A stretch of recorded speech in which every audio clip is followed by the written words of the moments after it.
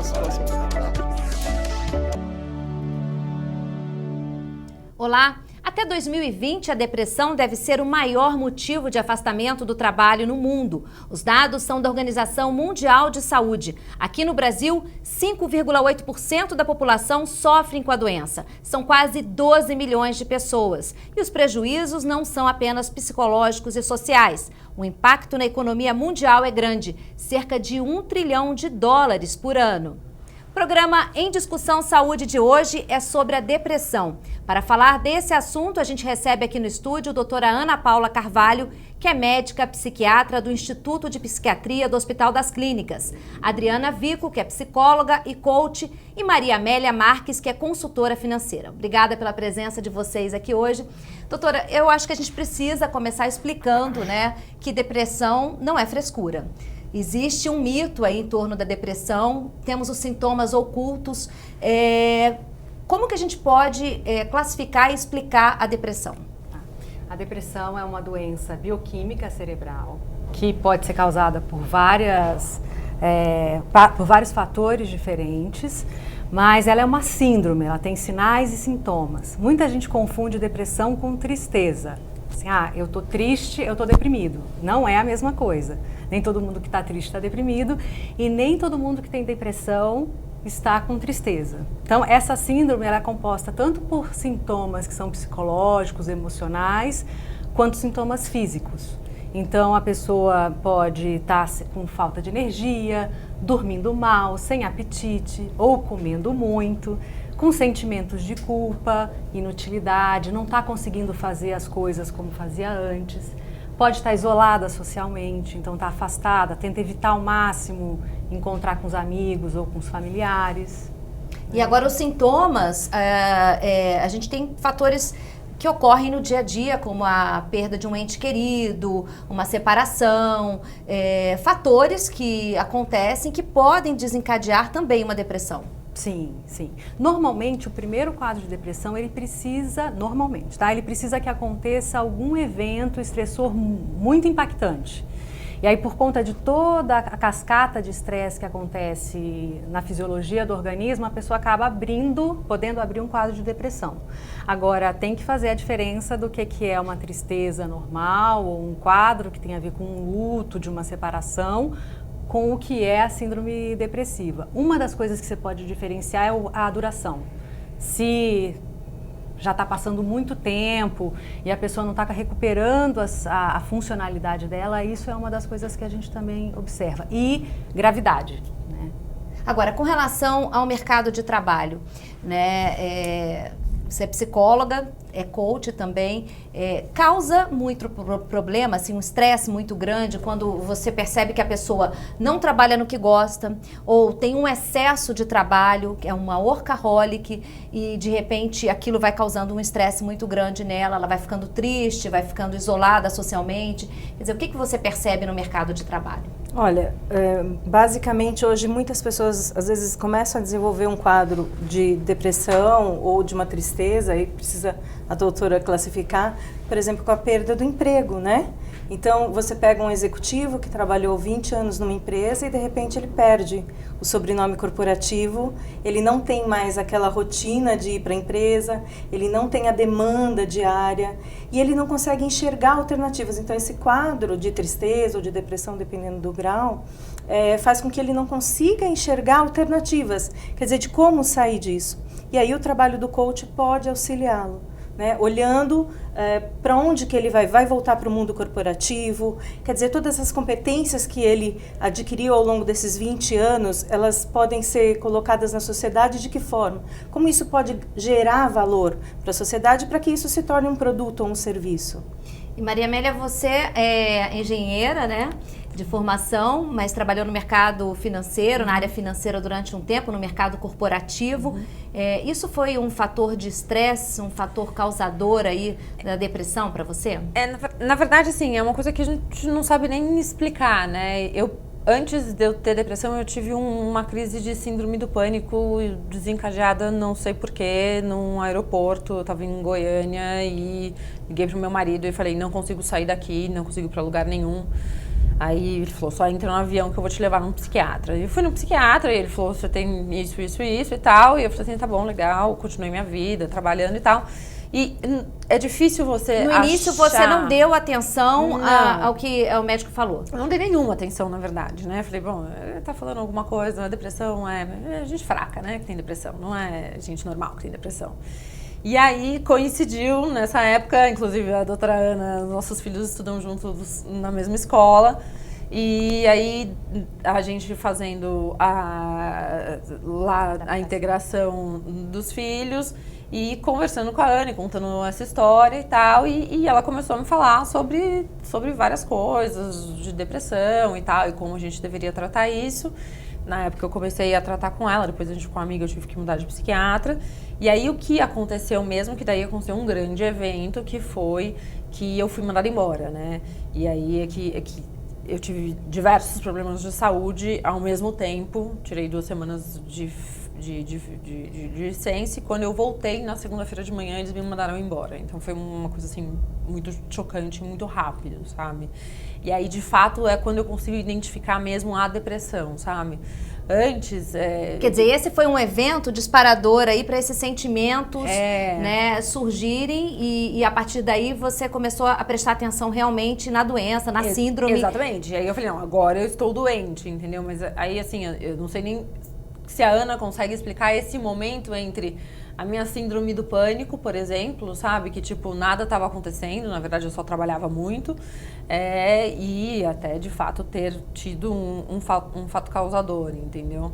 Mas aconteceu alguma coisa no meio do caminho que foi um sintoma oculto, né? Agora, o excesso de trabalho, né? Quando você está num ritmo acelerado e, de repente, o corpo não aguenta, né? Ele dá sinais. Né, doutora? Ele dá sinais de que você precisa parar ou que aquilo está demais para você. E isso pode ser, por exemplo, o que a gente pode chamar da síndrome do pânico, no momento que você está trabalhando, está num ritmo acelerado, de repente entra no avião e fala, não quero sair daqui, eu não vou pegar esse voo. Quer dizer, você tem uma reação química que desencadeia o pânico, é isso? É assim, ó, normalmente as pessoas vão até limite, elas acham que elas são sobre-humanas. Né? Essas coisas costumam acontecer muito com executivos, pessoas que trabalham muito, que estão acostumadas a ter muitos funcionários, né, que eles comandam. Então, eles não podem, em nenhum momento, demonstrar uma fragilidade, que a gente costuma até botar a diferença de fraqueza para fragilidade. Fragilidade todo mundo tem. E justamente por tentar, né, ir a um limite muito maior do que os outros, a pessoa acaba quebrando em algum momento. E se ela não aceita de que ela está tendo, né, um limite, de que ela está excedendo a capacidade, em algum momento o corpo vai parar por ela, se ela não estiver cuidando. Então, uma das formas de manifestação pode ser começar com um pânico, que muitas vezes acontece com as pessoas em momentos que elas relaxaram. Né? Normalmente, quando chega no consultório, a pessoa fala assim, nossa, mas assim, eu passei por isso. Ela conta uma série de coisas, doença, excesso de trabalho, algum filho que teve algum problema, casamento, não importa, são vários fatores juntos. E ela deu conta de tudo aquilo. Nossa, agora que acabou, eu tenho o pânico, porque justamente a pessoa estava com o sistema de estresse todo ativado, é como se ela estivesse na adrenalina o tempo todo. Quando a adrenalina baixa, é que ela vai e tem esses sintomas, muitas vezes, do pânico. Como é que foi no avião, assim? O que você sentiu de sensações químicas e físicas em você? Na verdade, assim, eu cheguei no aeroporto, eu estava em Goiânia, né? Eu cheguei no aeroporto, estava voltando de uma reunião e simplesmente, assim, eu não queria entrar no avião. Aí, a sensação é, assim, tipo, eu não quero entrar no avião, ninguém vai me fazer entrar no avião, vou ficar sentada aqui e ninguém vai me fazer entrar no avião. Aí, depois que eu entrei no avião, as pessoas falam, mas você tem medo e tal? E a sensação é, não tem medo, porque no fim você tá, tipo, tão num estresse, uma coisa muito louca na sua cabeça, que você fala assim, eu acho que o melhor mesmo é o avião cair, entendeu? Porque, né, pelo menos acaba essa sensação ruim que eu tô, entendeu? É uma coisa que nem medo, esse tipo de medo dá, sabe? Mas eu tive algumas sensações físicas, tipo tremedeira e tal, e chorar, mas é um mix físico com um psicológico bem pesado, assim, sabe? Tipo, síndrome do pânico eu tive 2, né? Assim, mas... E elas foram bem parecidas, assim. Agora, as pessoas confundem um pouco porque, assim, a ansiedade, o estresse, a tristeza, tudo pode estar interligado, né, doutora? Como é que se chega num diagnóstico? Tá. Primeira coisa é diagnóstico, psiquiatra ou psicólogo, né? Um dos dois, para que se faça um diagnóstico adequado do que está acontecendo. É um diagnóstico diferencial muito fino, porque tem muitas pessoas que têm ansiedade que acabam, na verdade, tendo um transtorno depressivo ou um episódio depressivo, depois de passar muito tempo tendo uma ansiedade não tratada. Um estresse, é normal que a gente viva com estresse. A nossa vida é estresse, exige que a gente se adapte, né? Fator estressor é aquilo que faz com que a gente tenha que se adaptar. É algo novo, pode ser bom, pode ser ruim. Quando aquilo fica se repetindo diariamente, por meses, e aí você pode adoecer e passar a ter depressão. Então esse diferencial é um diferencial fino, que tem a ver com nível de sofrimento, o quanto a pessoa está disfuncional, a vida dela estava caminhando de um jeito e de repente ela não consegue fazer coisas básicas, né? Então basicamente é isso. E aí eu diria assim, que o diferencial para o psiquiatra é que muitas depressões podem ser secundárias a doenças físicas. Então, eu já tive paciente que o primeiro sintoma de um câncer, por exemplo, foi uma depressão. Ou de um diabetes, ou de uma doença de Parkinson. Então, eu diria que esse é um cuidado que a gente tem que tomar quando começa a avaliar. Agora, Adriana, no trabalho, a depressão, ela pode causar um prejuízo enorme, né?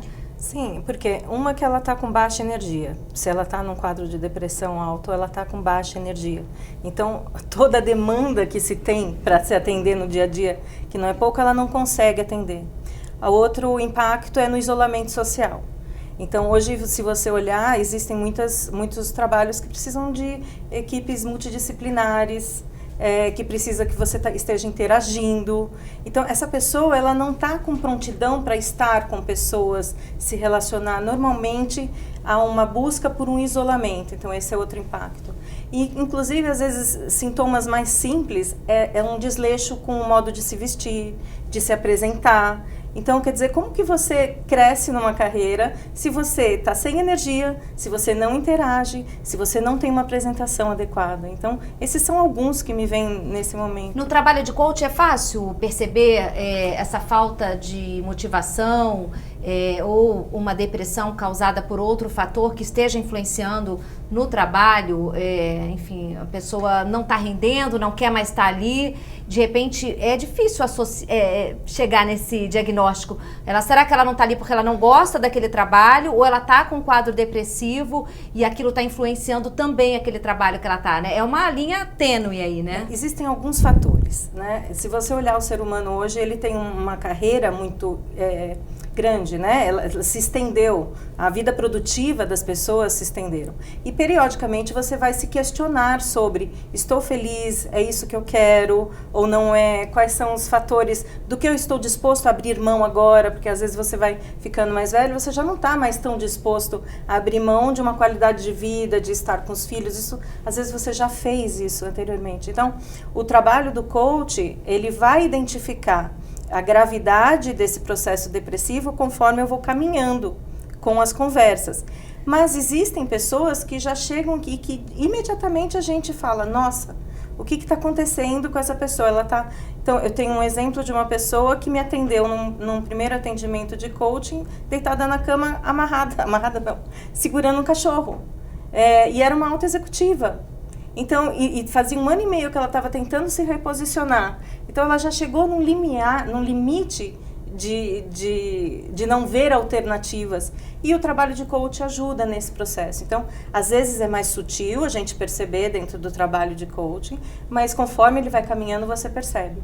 E às vezes esbarra com problemas de autoestima, que podem ter fundos que precisam ser trabalhados terapeuticamente. Então, eu também, dentro do processo de coaching, que a gente lida com o atual para o futuro, para a meta futura, onde ele quer chegar, às vezes essa pessoa ela precisa revisitar algum trauma, alguma vivência que ela teve que foi grave, ela precisa acessar isso através de um trabalho terapêutico, para a gente poder seguir em frente. Então, por isso que é muito importante a gente trabalhar de forma multidisciplinar. Agora, Maria Amélia, você com o diagnóstico passou a se tratar e resolveu mudar de vida, né? Foi fácil? Como é que foi essa transformação? Foi aos poucos? O que foi mudando? Na verdade, assim, a primeira crise de pânico que eu tive, que eu não dei muita bola, né? Eu ainda trabalhava e só meu chefe sabia. Eu trabalhava num fundo de investimento super competitivo e tal, ambiente super masculino e tal, e assim, é muito difícil esse assunto, né? Então, só o meu chefe sabia, e meu chefe era super humano e tal, entendia e tudo. Quando ele saiu, daí que aconteceu tudo, que eu tive um novo chefe que entendeu um pouco menos, né? E daí ele resolveu me mandar embora.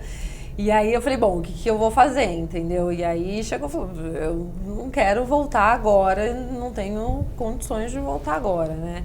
E a minha família é uma família, minha mãe costura desde sempre, faz tricô, crochê, não sei o quê, e a minha irmã também. E a gente resolveu abrir um ateliê familiar e tal, então... E até para as pessoas é meio que um choque, né? Que fala assim, essa menina que era engenheira aqui, finanças e tal. Você rompeu um paradigma, né? Do mercado corporativo para um ateliê, é uma mudança radical. Radical, assim, então... E aí, ao mesmo tempo, eu fui me dando tempo também, sabe? Então, eu falei, bom, o que é bom? Vou fazer yoga no parque 10 horas da manhã, sabe? Tipo, fui me dando tempo para maternidade, que eu também nunca tinha parado e, sabe, ter sido mãe do meu filho. Acho que no começo, né, eu voltei a trabalhar, meu filho tinha 2 meses, né, por exemplo. Então, eu me permiti ter algumas mudanças e repensar em algumas coisas, né. O que foi ótimo, que na verdade, assim, a conclusão desse 1 ano e meio é que a minha vida, ela é corporativa, sabe? Então, assim... Porque você hoje continua atendendo algumas empresas, né? Como exato. Consultora financeira, mas o ateliê também faz parte da sua vida. Também faz parte da minha vida. Então, assim, eu tô lá, às vezes, discutindo processos de M&A, fundos americanos, call com 20 advogados...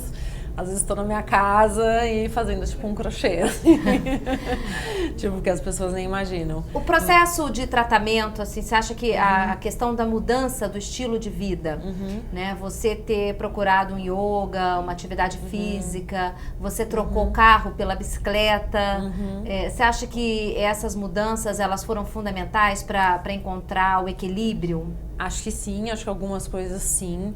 No meu caso, a bicicleta para mim é super emblemática. Eu não tenho mais carro, né? Eu tenho bicicleta elétrica.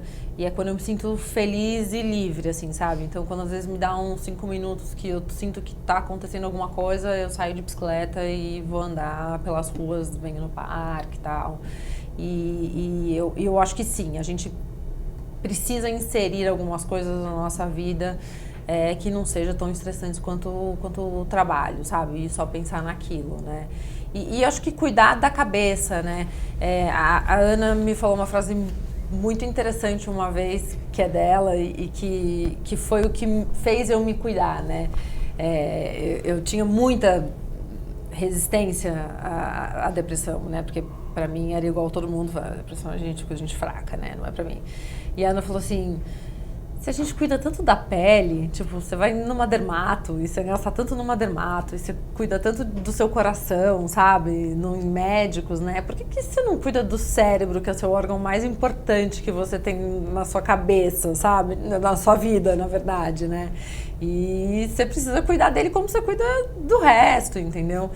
Então, foi quando ela me convenceu de que eu precisava me cuidar.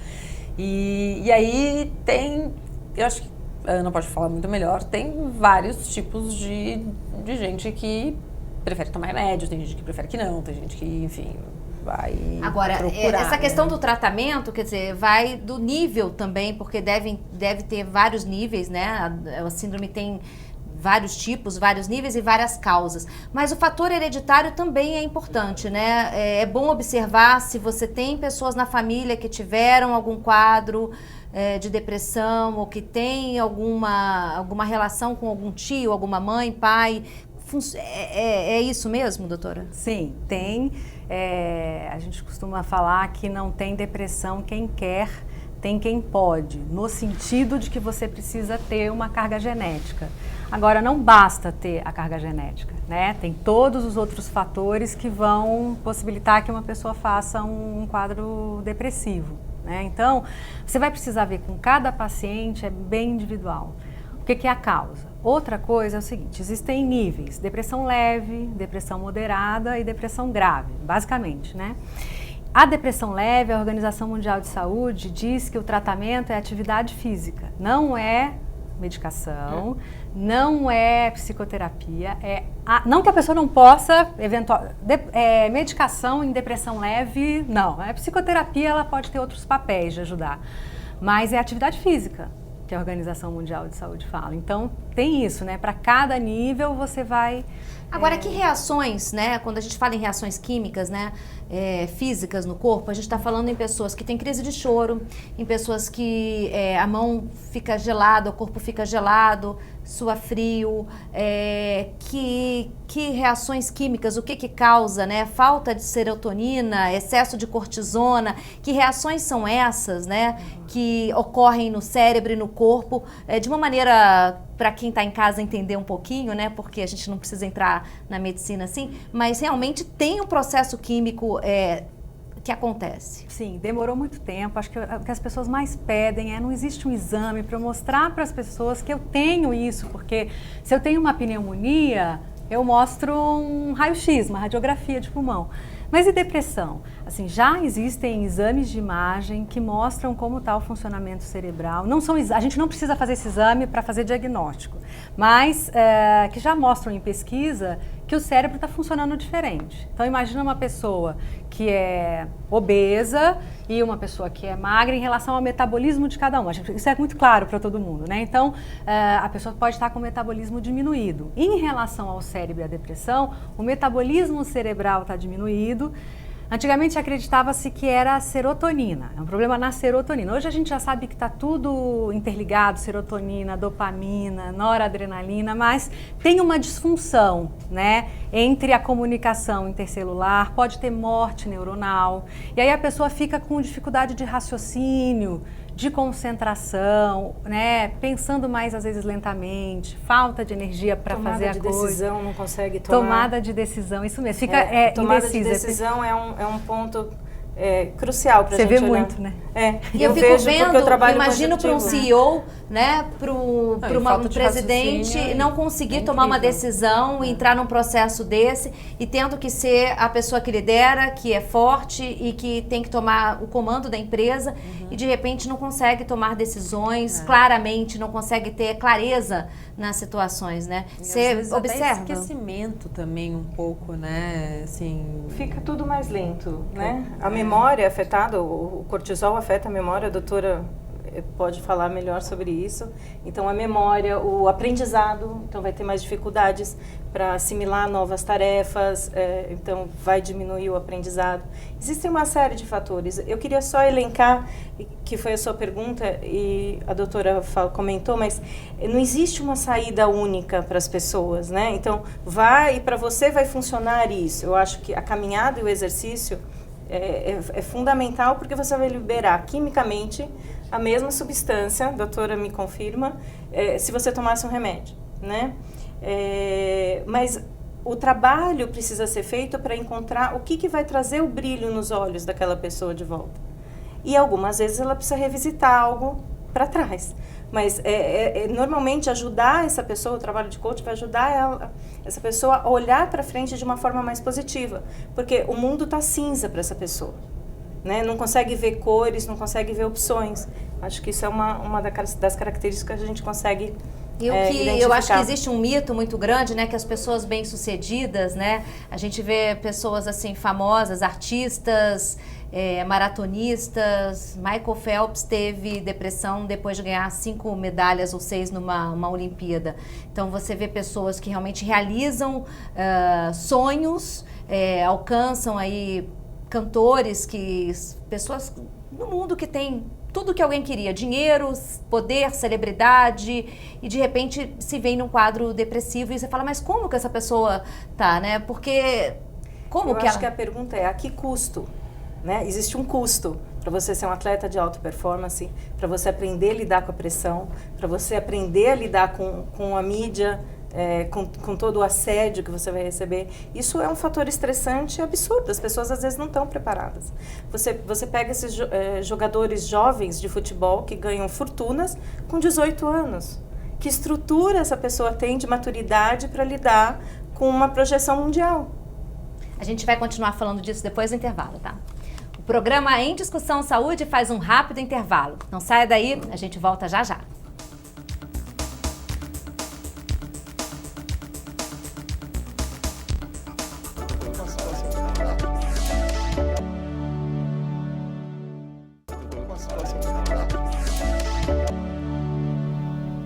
Estamos de volta com o programa Em Discussão Saúde. Hoje o assunto é depressão e os prejuízos causados por essa doença. A gente queria voltar, a gente estava falando no outro bloco, né, sobre sintomas, as dificuldades. Eu queria entrar agora numa parte assim da aceitação. Foi fácil para você, Maria Amélia, ter aceitação da família, ter apoio para o tratamento? Da minha família foi assim, a minha mãe foi super importante, meu marido foi super importante, inclusive até, eu falo que foi uma coisa ruim, mas que resgatou muita coisa do meu casamento, inclusive essa proximidade, sabe, ele foi realmente muito importante. O mundo não vê tão bem assim, entendeu? Eu falo abertamente sobre depressão, falo que eu tive exatamente porque eu acho que as pessoas precisam falar e saber. E quando eu falo, eu tenho um blog que eu falo sobre isso, eu recebo mensagens anônimas falando assim, isso também acontece comigo e eu não tenho coragem de falar isso pra ninguém, entendeu? Então, assim, tem pessoas e pessoas. Acho que o mundo tá aceitando mais fácil agora, sabe? No mercado corporativo deve ser um tema meio velado, né? Assim, falar disso ou contar isso no trabalho, né? Como falar para o chefe que você está sofrendo com essa síndrome? Porque eu acho que você expõe sua fragilidade. E depende da relação que você construiu com essa chefia. Então, você pode chegar para uma chefia, dependendo da relação que você construiu, falar, por favor, me afaste de tomada de decisão por um tempo, eu vou te ajudar de outra forma. Então, mas isso depende da relação que você construiu com essa chefia e com o perfil dessa chefia também. Porque existe uma visão que às vezes pode ser frescura, entre aspas, né? Não consegue enxergar a seriedade de que é um processo depressivo. E tem outra coisa também, que é o quanto essa pessoa demora para procurar ajuda. E as pessoas em volta também estão vendo, já cansaram de fazer inserções para essa pessoa procurar ajuda, só que enquanto não for o momento de ter caído a ficha para essa pessoa, está na hora de eu procurar ajuda, não tem ninguém em volta que consiga levá-la. Eu já vi pessoas sendo levadas para o médico psiquiatra, foi identificado, passaram remédio, e a pessoa não toma. Agora, não é maldade, essa pessoa está em sofrimento, só que tem que ter um despertar dela da necessidade da mudança. Eu acho que isso é importante, a doutora pode... E aí você falou uma coisa assim, que eu já vi muitos pacientes que trabalhavam em empresas que eles puderam ficar afastados, eu já tive paciente que ficou afastado 3 meses. Trabalhava muito tempo na empresa, um executivo que era muito respeitado, mas além da chefia, eu acho que tem a cultura da empresa também. E lugares em que o paciente não podia de jeito nenhum, ninguém ficar sabendo. Então, isso faz uma grande diferença, né? Depende da cultura da empresa e de que forma ele tem que avaliar como que a empresa vai aceitar isso, né? E ele tem que conhecer bem o chefe e o superior para poder entender para quem ele pode falar isso. Que relação foi construída. Isso, porque vai da cultura da empresa, de como a pessoa se relaciona com o chefe dela e também, às vezes assim, a empresa é ok, o chefe é ok e a pessoa não aceita. Ah, não, eu não sou fraco, isso é uma frescura. Ou faz o tratamento e não conta pra ninguém. Fazer o tratamento e não contar pra ninguém, eu acho que é uma opção. Já fez alguma coisa. Já fez alguma coisa. Eu tô feliz com essa opção. Tem pessoas que são mais discretas, tem pessoas que abrem, o que a Maria Amélia, diz que está fazendo é algo que faz muita diferença, porque muita gente procura ajuda, porque viu alguém conhecido, famoso, que falou sobre isso. Então, na medida, você vai quebrando, né? Tem um autor... que escreveu um dos melhores livros sobre depressão, e ele é um jornalista, né? Ele escreveu, chama-se O Demônio do Meio-Dia. E ele tem uma palestra que ele fala que assim, as pessoas precisam sair do armário da depressão, poder assumir, né? É um trabalho que vem tanto dos pacientes quanto dos médicos, né? As pessoas que tratam e a sociedade como um todo. Tá, devagarzinho tá acontecendo. E dá um alívio, né? Mas precisa quebrar o preconceito, porque se as pessoas que estão em volta não aceitam, né? Você Exato, sair do armário, exato. você vai enfrentar, além do problema que você está vivendo, você vai enfrentar as pessoas também, né? Sim, sim. E isso é difícil, depende de cada família, de cada ambiente de trabalho, de cada relação que você tem. E você tem que saber com quem você pode contar ou não. Eu, né? no meu caso, né, o que a Ana falou, eu mesma não aceitava, entendeu? Pra mim, acho alguém mais difícil deprimido era alguém fraco. É o mundo que eu vivi, alguém fraco. Depois que eu aceitei e que eu acho que tudo foi mais fácil, sabe? É um alívio pra você também, entendeu? Porque aí você tá naquele dia que... Tem dia que eu não quero sair da minha poltrona de fazer crochê nem sonho, entendeu? E aí eu sou obrigada a fazer se eu não conto isso pra ninguém, entendeu? Então, hoje em dia, tem dia que eu falo pro meu marido, falo, desculpa, hoje você vai cuidar do nosso filho, porque eu não consigo sair daqui. E tudo bem, entendeu? Porque ele entende que é um momento... Então, assim, dá um alívio você também não ter que fingir o tempo todo que você tá bem e que acaba piorando muitas vezes, né? E, assim... O maior desafio é a pessoa, pode falar, a pessoa poder aceitar. Dificilmente quando uma pessoa aceita que ela tem ali algo que ela precisa cuidar, ela vai deixar que o outro passe por cima dela. É um ganho, por mais que possa parecer, nossa, eu tenho depressão, vão olhar para mim diferente. É uma coisa que algumas pessoas que têm depressão e falaram, as pessoas mudaram com você. Na medida em que eu falei que eu estava me cuidando, as pessoas passaram a me dizer que elas também tinham isso. Então, E apoiam. Isso. E é ruim, em alguns casos, a pessoa esconde. É ruim isso, esconder, né? De que ponto que atrapalha ou ajuda? O atrapalhar, você pode também completar isso, mas assim, o atrapalhar ou ajudar tem muito a ver com a personalidade de cada um. Tem pessoas que são mais tranquilas em relação a isso e tem pessoas que são mais tímidas ou reservadas. O que eu diria que tem a diferença aí não é a questão de você contar ou não, mas é a questão do que você está achando por estar com depressão. Porque você pode falar assim... Nossa, eu sou fraco, não vou contar para ninguém, que absurdo, como é que eu deixei isso acontecer, né? Tem muitos pacientes que falam assim, não, eu vou ter força de vontade, né? Eu vou pensar positivo, mas acontece que não tem a ver com isso. É a mesma coisa que a pessoa que está com, sei lá, uma gastrite, teve um infarto, não, olha, se acalma, respira fundo, vai voltar a ficar tudo bem. Não, né? Agora, se a mudança na Maria Amélia foi possível através do medicamento e através da mudança do estilo de vida, ela pode ser possível para outras pessoas também. A doutora já pesquisou isso, já fez curso fora do país com relação à medicina do estilo de vida. O que é isso? Medicina do estilo de vida é uma subespecialidade que nasceu nos Estados Unidos, agora já está, né, se ampliando mundialmente, em que se olha para a pessoa focando a saúde e não a doença, né, a prevenção ou o tratamento concomitante. É importante dizer assim, remédio não é indispensável, em alguns casos sim, em outros não. Então assim, não se nega o uso de medicação de maneira nenhuma.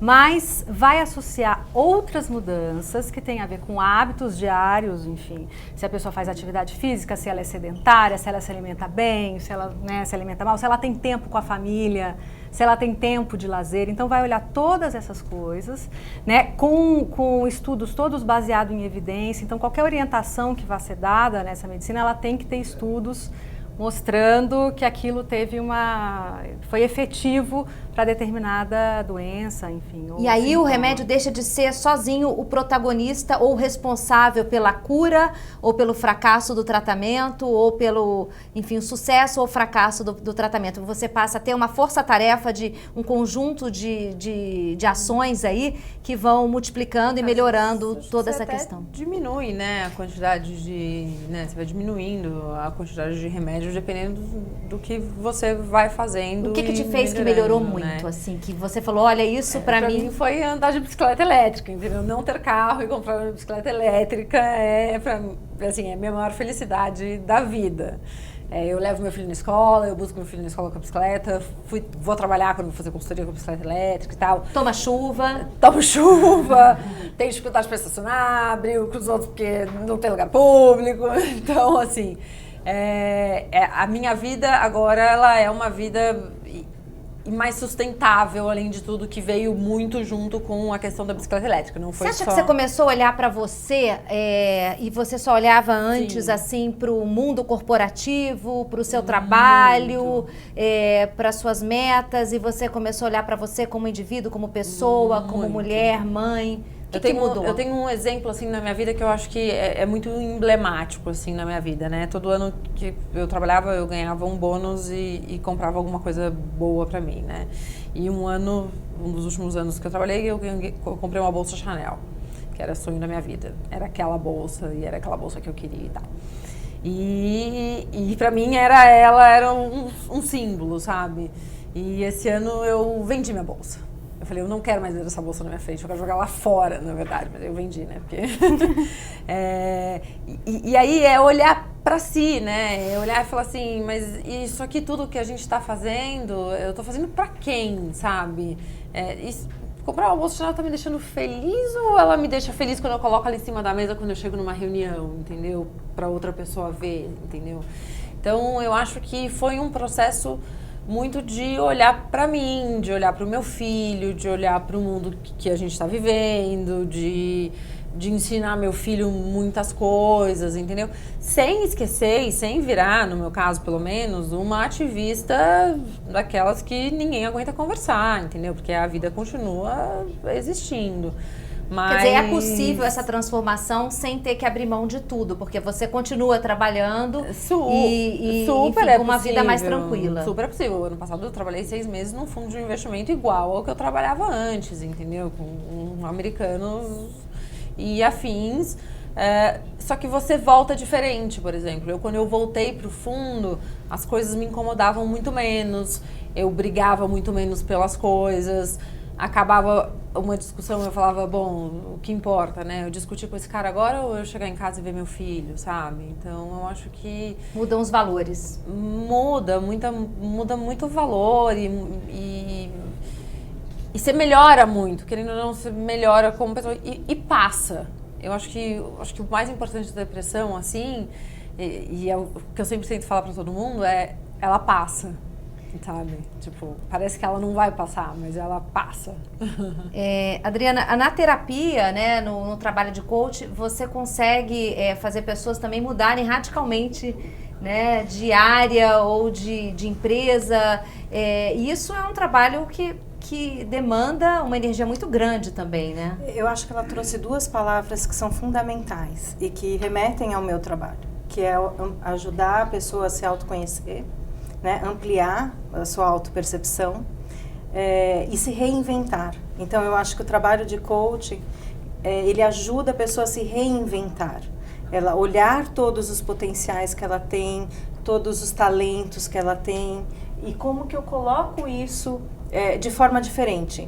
Talvez fora de um ambiente corporativo, porque talvez eu já esteja num nível de maturidade que eu possa fazer isso, né? Ou mudando, usando esse conhecimento não dentro da corporação, de uma empresa, mas atuando como consultor. Então, existem N alternativas que o trabalho de coaching ajuda o coach a identificar. Eu acho só importante salientar que o coach, ele nunca vai dar uma saída, nunca vai dar uma direção. Ele vai fazer a pessoa encontrar a saída. Isso. Esse é o trabalho. Só que ele não consegue fazer isso se ele não se conhecer, se ele não se revisitar. Então, eu brinco que é um grande fazedor de perguntas o coaching. Se a pessoa não estiver bem, ela estiver num quadro de depressão, ela talvez não encontre essa saída tão facilmente. É isso que eu estou dizendo, pode ser um complicador. É isso que eu estava assim, meus colegas psiquiatras, né? Se eu deixar de passar uma mensagem, que eu acho que isso é muito importante. Tem todas essas coisas que precisam ser avaliadas em relação à vida da pessoa. Para cada um, o tratamento ou o que causou a doença foi algo diferente. Mas uma vez diagnosticada, ela deve ser investigada e deve ser tratada de maneira adequada. Uma pessoa que está em depressão grave, ela não consegue ter energia para seguir com o coach. Eu já recebi alguns pacientes vindo, né, de uma orientação, dizendo assim, olha, ela me mandou aqui porque lá não está rendendo. Né? Ou ela não consegue sair para fazer uma atividade física, ela não consegue sair da cama. Então, assim, a gente precisa avaliar qual é a gravidade, qual é o nível, fazer o tratamento adequado. Então, não deixar de tomar medicação, que é uma coisa que muita gente tem muito preconceito, né? E isso pode fazer a grande diferença, não em relação ao remédio vai resolver a vida dela. O remédio vai fazer com que ela possa começar a resolver a vida dela, né? Que ela possa ter forças e energia para poder ir para o segundo passo, que é trocar o carro pela bicicleta, que é ir na primeira aula de yoga, que é fazer a meditação, que é trocar de emprego, que é fazer essa mudança. Agora, a medicina do estilo de vida, ela trata não só da atividade física, mas de outros fatores também, né? Quais são esses fatores importantes? Olha, ontem hoje é terça. Ontem, no domingo, eu fiz um curso de médicos na cozinha. Então, é a chamada medicina culinária, que nasce na medicina do estilo de vida e que é que as pessoas passem a cozinhar mais em casa. Existem as doenças que estão acontecendo aí na modernidade, tem muito a ver com o estilo de vida de alimentação fast food, de você não saber o que você está comendo, comer com pressa, né? Então, quando você cozinha em casa, né, quando você cozinha para sua família, isso está relacionado a mais saúde. Médicos que se cuidam também têm pacientes mais saudáveis. Relaxamento ou meditação é uma outra coisa que a gente também estuda e que já tem vários indícios aí de que é provado de que tem efeito. Tem mudança cerebral, né? Pessoas que meditam têm um cérebro diferente antes de começar a meditar e meses depois que elas fizeram. Não sei se tem alguma meditação. pesquisa, mas eu vi que pessoas que rezam e oram também o cérebro pode agir diferente com a fé, né? Então, é aquele momento, alguma coisa que dispara, que é um motivador, que dá uma energia, que dá... Na verdade, ele é a mesma coisa, né? O rezar, orar, o meditar, entendeu? No fim, cada um segue uma linha, né? Mas você tá ali... conectado. No mindfulness, né? Ou então, se você não quer seguir linha nenhuma, você faz mindfulness, né? Que não tem religião nenhuma, entendeu? Mas você tá cada conectado. É uma forma de meditação. Você, por exemplo, rezar o terço, você fica repetindo, né?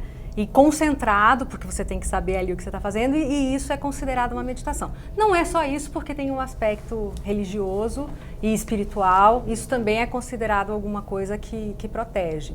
Estava falando alimentação, atividade física, né? E uma das coisas que mais me surpreendeu, a primeira vez que eu fiz o curso foi em 2013. E o único psiquiatra que estava dando o curso chegou falando assim: vocês vão achar estranho que um psiquiatra de Harvard diga para vocês o que eu vou falar agora, porque não tem número nisso, mas o que o mundo mais está precisando é de amor.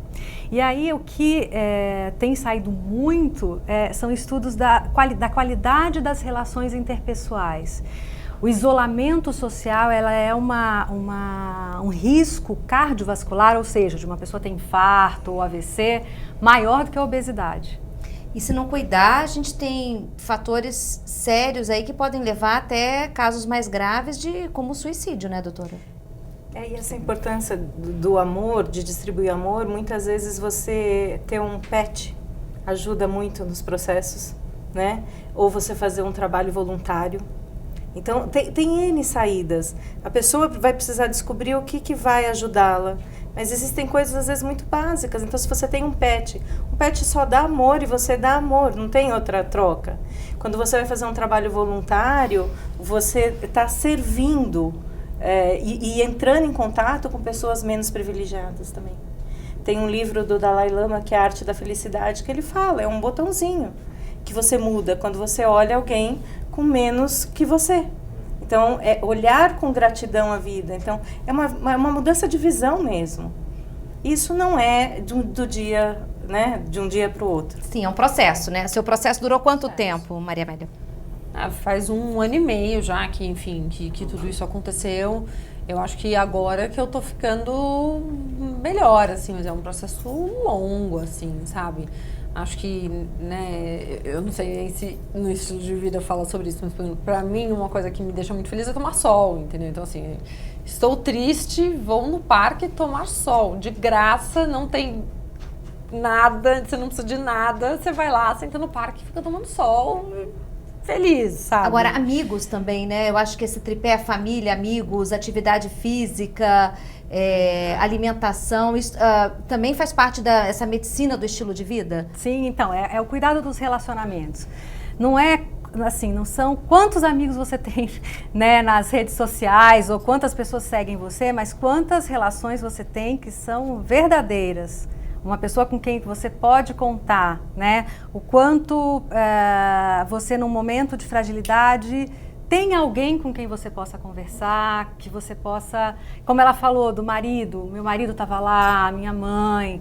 Então, assim, esse apoio, você se sentir pertencente a algo, pode ser família, podem ser amigos, pode ser uma igreja, uma comunidade, uma causa... Mas você fazer parte de algo que é muito maior do que você. Então, isso demonstra, né, assim, dá esse sentimento de pertencimimento e protege. E se você me permite, assim, acho que amigos, a depressão ela é um divisor entre os seus amigos, sabe? Pra descobrir quem são os amigos mesmo que estão ao lado. Não é nem assim de descobrir quem é o amigo ou não, mas ele é um divisor de saber das pessoas, assim, sabe? Tipo, eu acho que eu devo ter mudado 80% da minha roda de amigos, assim, sabe? Tipo, pessoas que não tinham mais nada a ver comigo e que, quando eu conversava com eles, eu falava, puta, é isso aqui que tá me fazendo mal, sabe? E pessoas que eu não falava há 10 anos que, de repente, hoje em dia são meus melhores amigos de volta, entendeu? Foi bem divisor pra mim. Agora, como a gente fala da medicina do estilo de vida, a gente está falando de uma forma mais preventiva e de tratamento também. Quer dizer, não é só quem está diagnosticado com depressão que tem que abraçar essa ideia. Eu acho que é uma forma das pessoas se olharem, mesmo não tendo esse diagnóstico, e falar o que eu posso fazer para melhorar a minha vida, para ter menos estresse, para ter menos ansiedade, porque o Brasil, tem um dado aqui que o Brasil é um país que tem mais ansiedade aqui no mundo. A gente tem 10% quase da população tendo crise de ansiedade. Quer dizer, se esses fatores forem piorando e desencadeando, a gente pode chegar num quadro de síndrome que também é grave, né, doutor? Eu falo o seguinte para os meus pacientes. Os que não já têm uma vida saudável, porque quem tem vida saudável também pode ter depressão, que vai mostrando que, enfim, né, são vários os fatores. Agora, a pessoa está lá, ela é sedentária, ela trabalha demais, ela não tem tempo para pegar um sol ou para fazer algo que ela goste, porque, né, é algo que a pessoa identificar que gosta. E aí eu falo o seguinte, você quer ficar sócio do consultório, né? Você quer manter, você está preocupado que eu vou perder paciente, né? Então, você pode continuar com a vida que você está levando. Está garantido, eu vou ter paciente aqui, né, até o final do consultório. Agora, você quer ter alta? Porque várias vezes pacientes deixaram de ter alta, já tinham tomado a medicação no tempo que tinham que tomar, já tinham feito terapia, E, assim, eles teimavam em não mudar o estilo de vida. A gente começava a retirar a medicação, os sintomas voltavam. E quando eles finalmente, por alguma razão que nem sempre fui eu, né, foi um exame de colesterol alto, começaram a fazer atividade física, tomaram gosto, começaram a se alimentar melhor, tiveram alta. Então, aí eu tenho alguns pacientes que são anos já que eu não vejo, né? E que, assim, que eu sei notícias, porque eles falam que estão bem e que agora, quando encontram com alguém que está ansioso, que está deprimido, eles mandam fazer atividade física. Eu falo, não, manda para mim primeiro.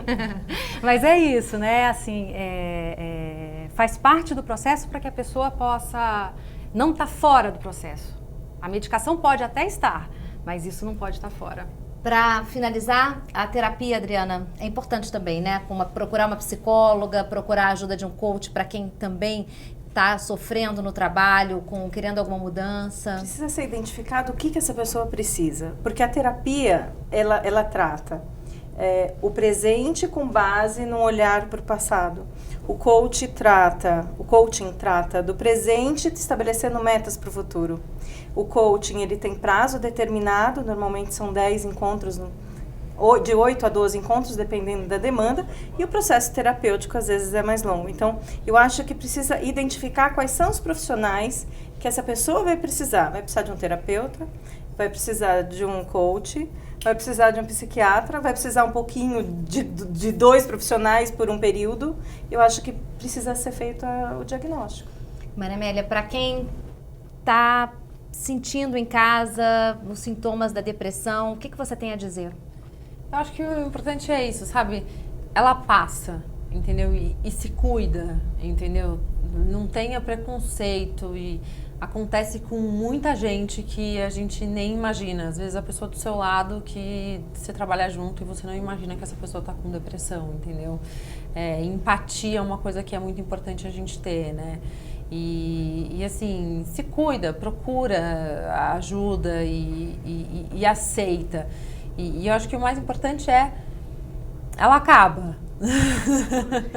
Gente, eu queria muito agradecer a presença de vocês aqui. Infelizmente, o tempo acabou, mas muito obrigada por terem vindo aqui hoje, tá? Obrigada. O programa Em Discussão Saúde chegou ao fim, mas você pode rever essa entrevista em nosso canal no YouTube. Obrigada pela sua audiência e até o próximo programa.